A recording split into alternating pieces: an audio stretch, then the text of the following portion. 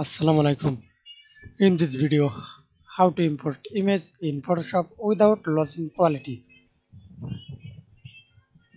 First of all, you check the file, go to image, click image size, and now see this resolutions for low 17. You always use 300 or up to something.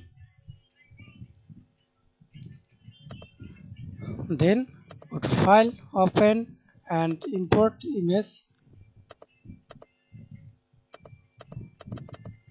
Hold Ctrl T. Now see this.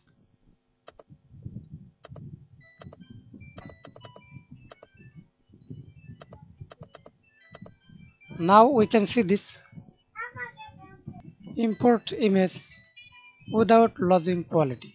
Thanks for watching video. Please subscribe to my channel, like, comment.